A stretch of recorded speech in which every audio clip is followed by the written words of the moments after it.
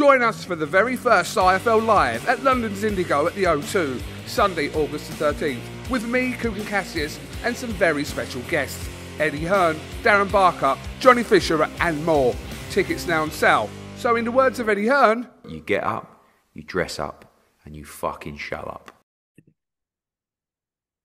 Welcome to another episode of Talking Smart with Pugh McCART. Yes, listen, Joe, it's been a minute, mate. It's been a month. I went on holiday, then you went on holiday, and I was at the caravan last week with my family, so I wouldn't have got any internet down at the van. So it's a month on. A lot's happened, but I don't think anything is as big as the news that we got yesterday with... Now, first and foremost, how are you, mate? It's been a while. Like I said, it's been a month, so how are you? Mate, I'm very well, thank you. As you say, we've both been on holiday. Did you enjoy it? Some time with the family? Well earned, obviously. Well earned, mate. Yeah, enjoyed every single second of it.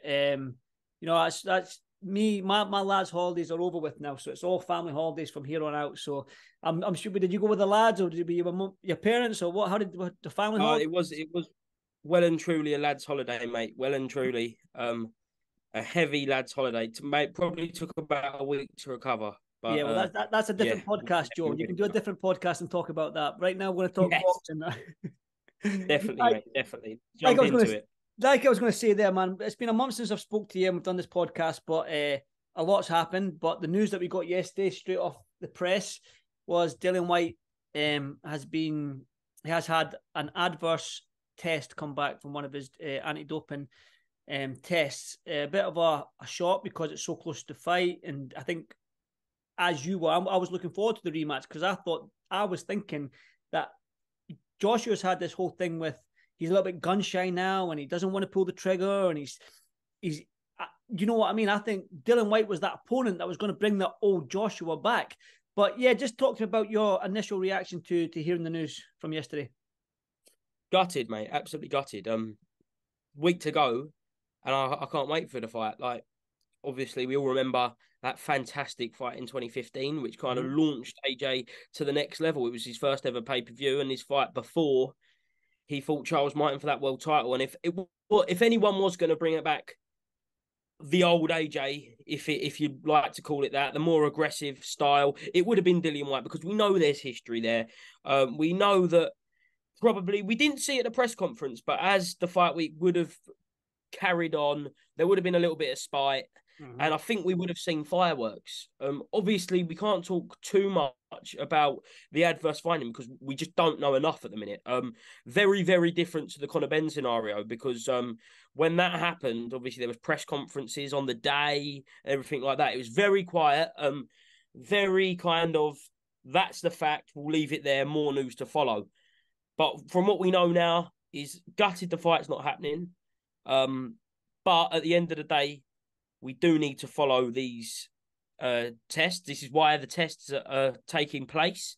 The VADA has found an adverse finding, and until we know more, we can't really talk too much about that. But instant reaction, just gutted we won't be seeing that fight next Saturday, which would have been only 6 days from now.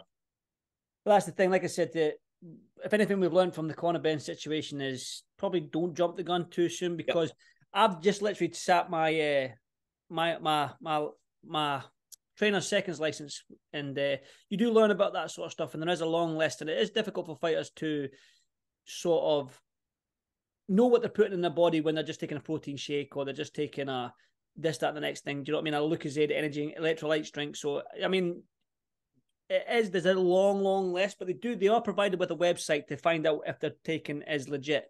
But like I say, it is difficult. So one thing we've learned about the Conor Benn case is don't jump the gun anyway. Do you know what I mean? Let all the evidence come out and then we can give our opinion. But going on what Dillian Whyte said, he said that he's been in this situation before and he's cleared his name in both occasions, and he just wants time to clear his name again. So we'll just sit out and wait for more news on what Dillian's got to say. But like I say, I was gutted as well because I was looking forward to the fight. I thought Big Dill was, if he was up for the fight, I was ready for a big heavyweight barnstormer. I mean, I just thought that Dillian's he's probably thinking to himself, this is my last fight at the highest level maybe. And if he wins it, then he gets another big fight and he gets back in the mix. Now, that there, and along with Joshua and the Wilder fight happening in December and being gun shy, and I just think that had it was a melting pot of, right, these two, last chance saloon for both of them, maybe the wrong terminology, but it felt like that these two had to go for it to get this win. And I was expecting a big, brutal knockout by either man to win this fight. I didn't see this fight going 12 rounds. And you touched on it there, and I touched on it as well, that there's a lot being made of it, AJ being gun shy now, and he's not pulling the trigger, and he's probably lost a little bit of that spite now. But I just thought that if anyone was going to bring it out of AJ Joshua, it was going to be Dillian Whyte. And I thought that we were a week away from seeing the old Joshua. Yeah, first and foremost, you've got to feel sorry for Joshua because he didn't need to take this fight. It's well documented that he's probably going to fight Deontay Wilder if he won that fight. So he could have sat and waited until December, maybe January now, for this super fight against Deontay Wilder. But he didn't. He chose. He's been in camp out in Dallas, and he wants that fight. And I feel sorry for him. I feel sorry for the fighters on the card. There's a lot of uncertainty at the minute whether the card will go ahead. Will there be a replacement? I was out only last night, and I bumped into Johnny Fisher's brother, and Johnny's obviously got his first title fight, and there's so much uncertainty there. They don't know if he's going to be fighting. They don't know if the show's still going to be going ahead. So there's a lot of uncertainty. And as I say, hopefully we will find out more in the next it has to be hours. It can't be days, because there was scheduled to be a gala tomorrow evening. I highly doubt that will happen now. But do you think, Andy, that the show will still go ahead, and will Anthony Joshua be fighting next weekend? Well, I'll tell you this. If Joshua's fighting Wilder in December, then I would like him to have a fight before he steps into a fight with Wilder. Same with Wilder. If he's fighting Joshua in December, I'd like him to have another fight before he steps in the ring with Joshua. I read something on Joe Markowski. He was giving an update on it. He said there will be an announcement beginning of next week. So it's going to be a very, very late replacement for this fight. But if you're a heavyweight, you're an up-and-coming heavyweight, you're undefeated, you're young, you get that last-minute call like Andy Ruiz did. Now, listen, I'm not saying this is a lot less. I think it's a lot less days than what Andy Ruiz got. But if you're a young heavyweight and you get that call to face Joshua, you're taking it. Joshua is the money man. You're taking that fight. Now, there is a lot of heavyweights out there that are probably deserve the fight. Now, you look at young Jared Anderson. Would he take the fight? He's a young undefeated heavyweight. A massive opportunity. You just need to go to the Joshua Ruiz fight. If you take the opportunity, it can change you, and you win, your whole world is changed. Albeit there's no world titles on the line, but you've just beat one of the top 4 guys in the division, which propels you up there. But there is a question. The heavyweight division, even though it's a fun division right now to be in, but these guys don't fight each other top 4. That's probably the most frustrating thing about it. But there's a plethora of young guys down there that are willing to maybe step up and probably deserve a fight with Joshua. But if you look at the rankings, Joe, who would you like Joshua to face? We know that Dubois facing Usyk, so they're out. Joyce is facing Zhang, they're out. Wilder's out. Tyson Fury's out. Andy Ruiz is possibly out because he's looking to face Wilder, but I read somewhere that he's willing to step in for a second time to face him. But you look at the heavyweight rankings, Joe, who's left? Who would you like to see? Look, I think it's important to be realistic about it, because we're not going to get a blockbuster fight on such short notice. I know Andy Ruiz did throw his name in the mix. Is that realistic? I don't know, because if you remember, it was only probably 2 weeks ago. I know Umar done an interview with George Warren last Saturday, saying that he was asking for demanding massive numbers to fight Tyson Fury. So is it going to be realistic? I'm looking at BoxRec rankings now. Obviously, Anthony Joshua is ranked number 3 on there. Andy Ruiz is ranked number 4. So it'd be fantastic for that to happen. I don't think it will. You say Jared Anderson. Again, I can't see it. I think somebody said something about one of Dempsey McKean and Filip HRGOVIC. They're meant to be fighting each other on the same card. Again, would Anthony Joshua want to fight a southpaw in Dempsey McKean when you've been training for someone who's orthodox? That's very, very different style. And we know how much of a danger man Filip HRGOVIC is. And so I don't really know where we go. Is it a case of old buddies get in the ring and Derek Chisora gets the call again? No, I like it, even though I don't know what. Listen, Del Boy, man. He comes to fight, but I think them two won't fight each other anyway. I think they're good friends. I don't think how much. I don't care what's on the line, 10, 20, 30, 40, 50 million. I really don't think them two will fight each other. So I agree. Big Del Boy's out the equation, I think. But he's got a good fight in Washington. Hopefully this is his last hurrah and he goes out on a win, Big Del Boy. You mentioned HRGOVIC is on the card, right? HRGOVIC, he's world ranked. He's big, he's strong. Dillian Whyte's a totally different opponent than Deontay Wilder. HRGOVIC has got the size like Deontay Wilder, but there's a guy in there, in that big Russian guy. I can't say his first name. I forgot his first name, but it's Makhmudov. Is he on BoxRec? I think he's like 17 yes. 16. Arsenalbek Makhmudov. He is 6'6". Deontay Wilder 6'7". High knockout ratio, so he can bang, right? So is Wilder. If you want to prepare for Wilder, then Makhmudov is there. But that unknown, dangerous. That's the thing. It's the unknown. It is dangerous to face somebody with that amount of knockout power. Albeit he's probably not faced somebody that many people can. He's had 17 fights. You probably couldn't name a guy who's fought in them 17 fights. But still, it's the unknown. But then you've got, let me throw it out there, because if I don't throw it out there, Billy Nelson will probably phone me up in the morning. Here we go. I'm going to have to mention Big Martin BAKOLE. Why not Big Martin BAKOLE? He's 7 hours up the road in Scotland. Do you know what I mean? He's been preparing for a fight. I know there's talk about a fight date coming for Martin BAKOLE.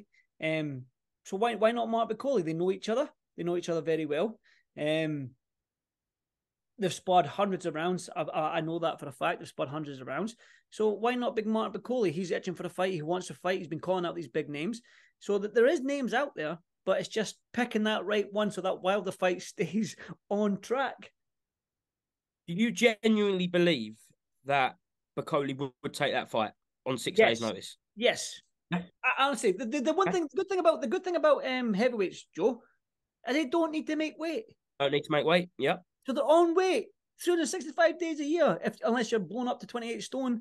But they're on weight. They don't need to make weight. Do you know what I mean? If they're fit enough to do 12 rounds, which some of them aren't because they're heavyweights, that's just the way it is. But if you're fit enough to do 12 rounds, yes, Martin BAKOLE would take that fight. And I know Billy Nelson would take that fight. And you need to take these opportunities. Like I said to you, you keep going down the list of all these fighters that have taken these three weeks and whatever notice. Do you know what I mean? The opportunities there, you need to take them, because boxing's is a fickle sport. This opportunity might never come again, and you might have to fight 10 fights to get to a mandatory position to fight for a world title. But there's a rematch clause. So you miss out your man. It's you know what I mean? I honestly think Billy Nelson and Martin BAKOLE will take that fight if they get the call. I'm going to throw another name in there and be very controversial one. Oh yeah, I know what you're saying. Yeah, Jared Miller. Yes. And that's the guy. It sells. It sells, mate. It definitely does. But then you've got boxing. You know what it's like, man. If you've been popped with drugs, especially the amount of stuff that he had in the system. I know a lot of fighters have been popped with trace amounts. Look, it's just difficult because of all the supplements that are out there nowadays that has these names that I can't even pronounce in them. Do you know what I mean? But I think big Jarrell Miller was popped with like HGH and all this human growth. Listen, I don't want to. I haven't got the list of stuff on me, so I don't want to be misquoted here or taken out of context that I've said that he was on this stuff. I don't know, but it was a lot of stuff that he was on. But like you say, it sells. And if you want to bring the old AJ back, if you want to bring the old spiteful, ready to knock you out, angry, horrible AJ, which we all want to see. I want to see it, Joe. You want to see it, no doubt. Then Jarrell Miller is that guy. Why not? But then again, you've got that. And I think Eddie Hearn has said that he would never work with Jarrell Miller ever again a few years back. So, you know what I mean? But Eddie Hearn said many things. Eddie Hearn has said many things, and that's the wonderful thing about the internet. People can just go back. So you better watch what you say. You mentioned about young fighters getting that call, getting the opportunity. Could we see Fabio Wardley, the current British champion? If he got the opportunity, I'm sure he'd take it. I'm sure he will take it, but will they ask him? I think, will that sell? Will people be interested in a British champion fighting a top level contender? Do you know what I mean? You've got to be at that world level. So I'm thinking your HRGOVICs, your Andy Ruizes, your Martin BAKOLEs, obviously. You need them guys in the top 3, 4 that are ranked highly in the governing bodies, and these guys all are. Out with Dubois and Usyk and Wilders and who else? Zhang and Joyce and Tyson Fury. So, I mean, there's not many names to pick from, really, if you want to pick a good name that's highly ranked, who's well known. HRGOVIC and BAKOLE. If you had to bend my arm up my back and say who's the 2 guys you would like Joshua to face, I would say probably the people that deserve it are probably BAKOLE and HRGOVIC, because they've worked themselves in a position to get into a mandatory position, or highly ranked, at least number 2 in a governing body. But they're not getting the opportunity because there's rematch clauses and there's this, that, and the next thing. And there's meant to be tournaments out in Saudi Arabia, which is hindering other opportunities. So, I just think maybe if you want to, HRGOVIC and BAKOLE, but I do like Makhmadov. I do like that big Russian guy. I do. But then it's the unknown, man. He's a knockout artist. He's a, what's his first name again? I think Aslabek Makhmadov. I want to remember, because I've been, when I was looking up the rankings and that, and I looked up him, I just noticed that he was a big Russian guy, all them knockouts, and I went on YouTube and looked him up, and that the guy can bang, which is good. And he's probably one for the future. But I think if HRGOVIC or BAKOLE maybe are the 2 names that probably deserve a shot at Joshua at this stage. 100%, mate. 100%. Should we move on from Joshua? Yes. I know you wanted to kind of catch up on what we didn't speak about last week, and that is 2 sublime performances, 2 performances that could absolutely kind of just tell you how good this sport can be. And that was Naoya Inoue's dominant display against Stephen Fulton, which took place last Tuesday. And then just 5 days later, we saw equal amount of dominance in equally what was meant to be a 50-50 fight on paper, with Terence Crawford kind of just destroying Errol Spence Jr.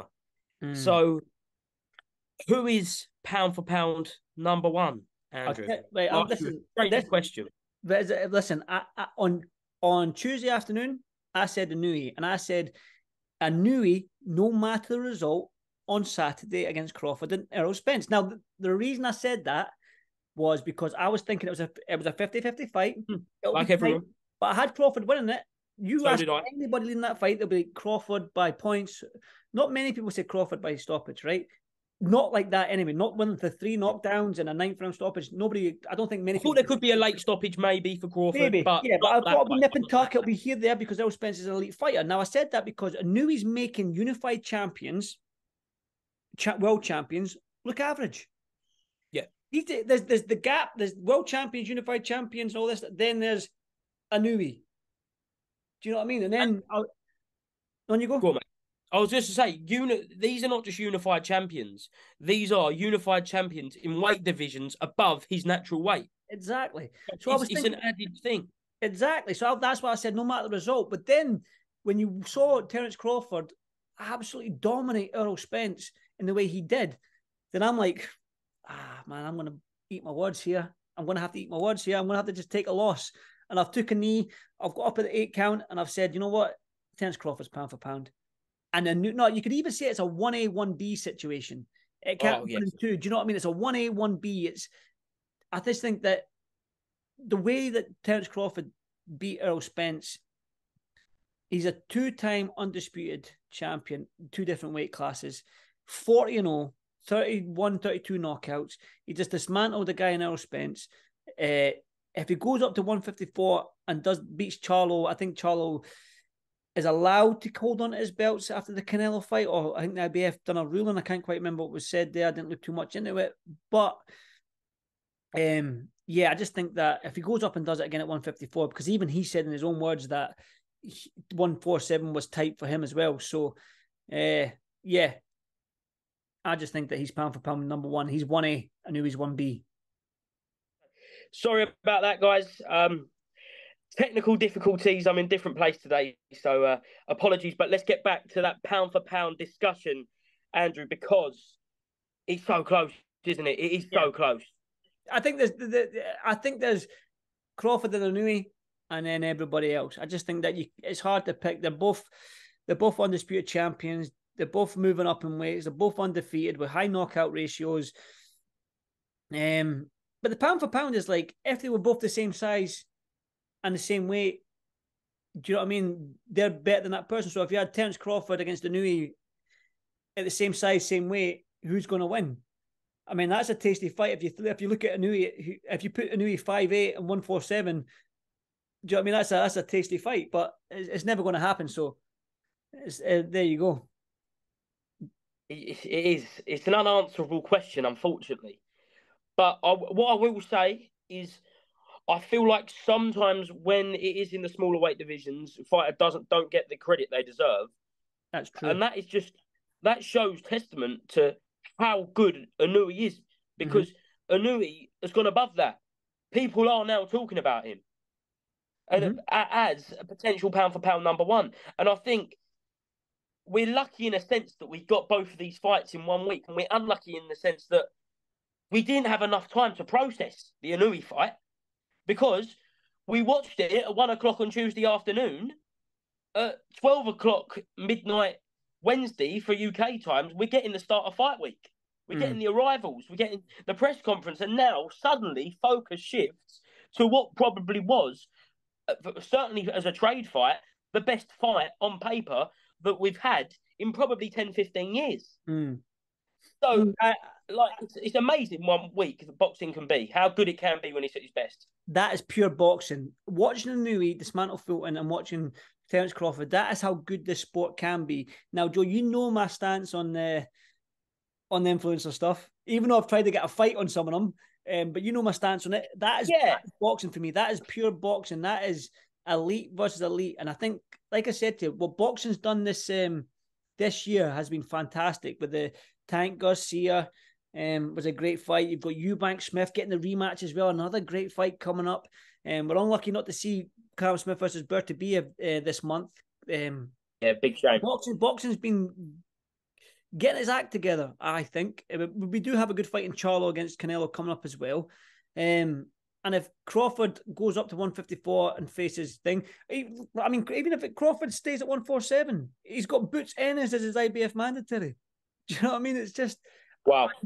I just think boxing's doing well. I think maybe it's had to kick up its butt from this influencer stuff, because the influencer stuff was taken over a little bit. That was becoming the more exciting thing.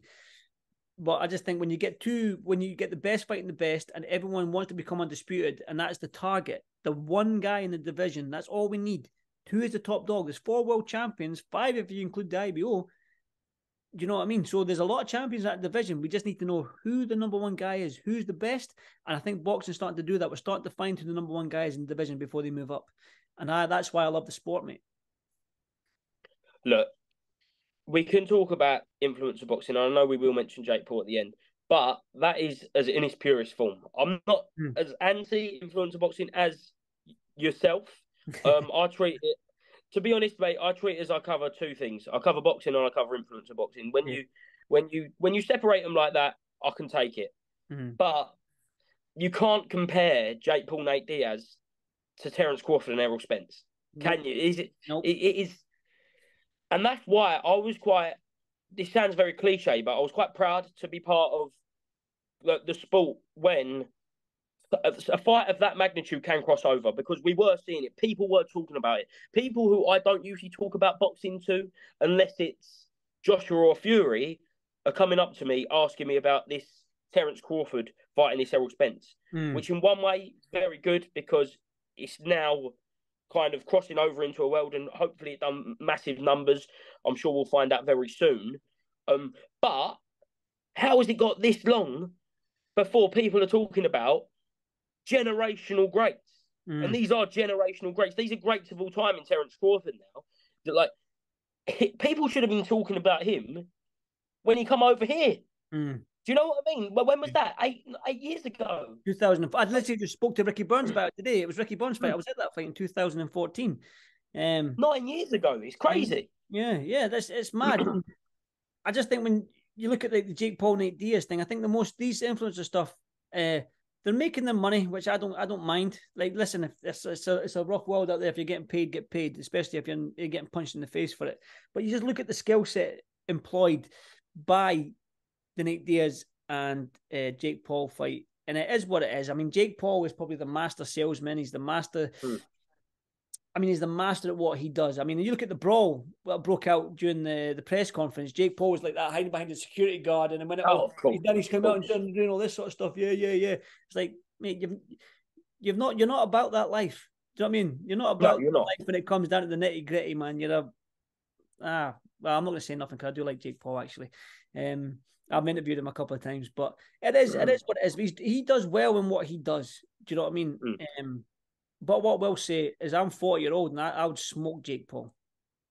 There you go. Put the clickbait that. I don't know. I'm telling you, man. He doesn't want his hands, man. Look at the speed. Boom, 40-year-old. Andy, I've never actually seen you fight properly. But what I will say is, I think he's probably quite a bit bigger than you. Is it weight-wise? Is he? I'll give him the size. Joe, he's bigger than me, but I'll give him the size. I'll let him have the size. All right. Sadly, I don't think we're ever going to find out. Sadly, I don't think we're going to. Well, Jake, if you're watching, I need a new house. Okay, I've got 3 kids. I can do a little bit more money. So listen, just $1 million. Just pay me $1 million. I'll give you 10 rounds. If you knock me out, you'll get no street cred.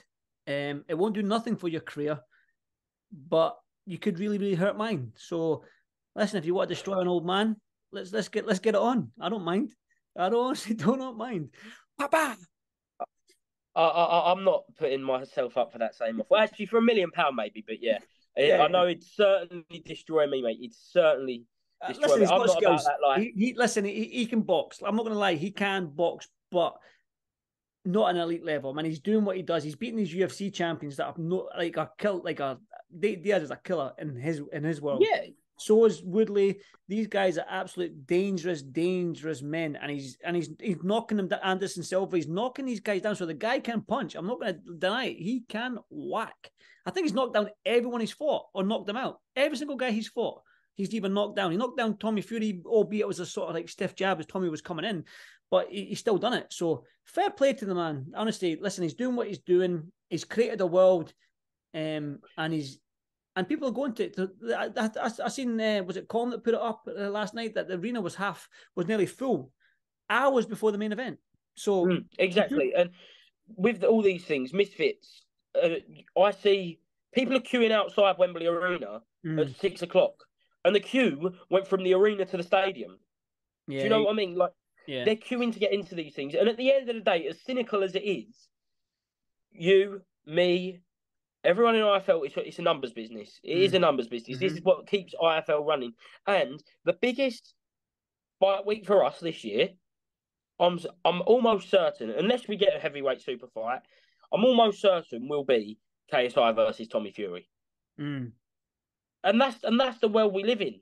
We're sad or not, it creates that attention. It does create that attention, and it is sad when you see that probably numbers-wise, it will probably do triple than Spence Crawford. And we were just talking about how well Spence Crawford done in penetrating that market into the casuals. But at the end of the day, KSI versus Tommy Fury, Jake Paul versus Nate Diaz, they are box office for us. So you do have to take notice. Yeah, I think so. Listen, as much as I'm an old man and I'm an old cynic, and I mean, I'm old. I'm only 41, so I'm not old. Yeah, mate. Yeah, I'm not as old as Still Coogan. got a few years left in the tank. I'm not as old as Coogan anyway. But listen, talking about Coogan, what are you doing next Sunday, mate? Next Sunday, there's only one place to be, and that is IFL Live. I genuinely cannot wait for this. You've seen the guest list. Mm-hmm. We're not going to reveal all of it. I think there's been some posters of some of the people in attendance, and that is a list already. But we've seen the full guest list. Yep. And oh my God, what a list that is, mate. Like, it's as long as my arm. You are scrolling through that phone. You are scrolling and scrolling and scrolling to get through that list. And these are household names, not just in the boxing world either. Mm-hmm. So if you're not doing anything on Sunday, hopefully we get a big fight on Saturday. Hopefully, fingers crossed.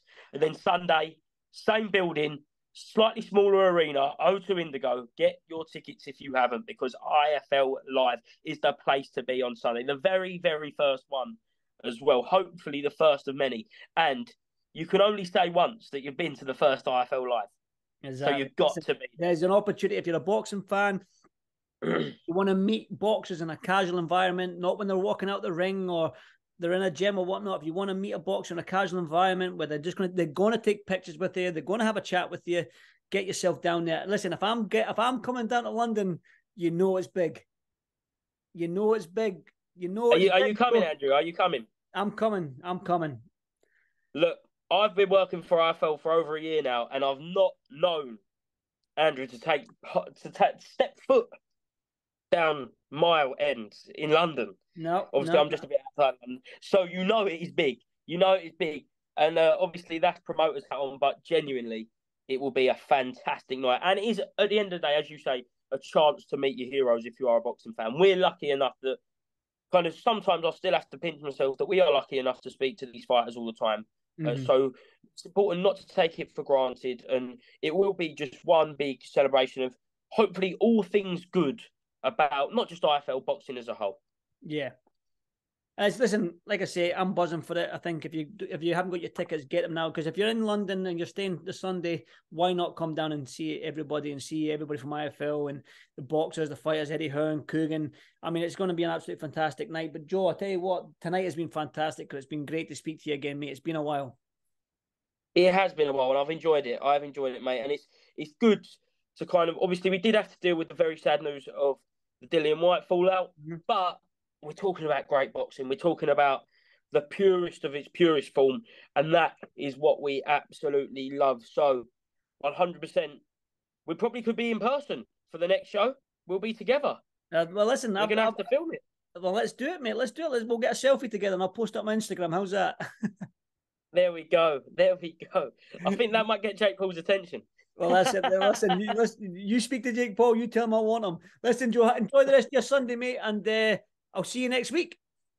I'll see you next week in person for the first time as well. Exactly, I'll see you later, mate. Exactly. I'm looking forward to it, Joe. Have a good evening, mate. I'll speak to you soon. You too.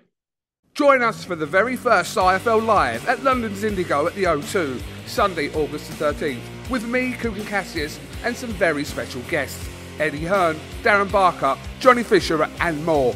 Tickets now on sale. So in the words of Eddie Hearn, You get up, you dress up, and you fucking shut up.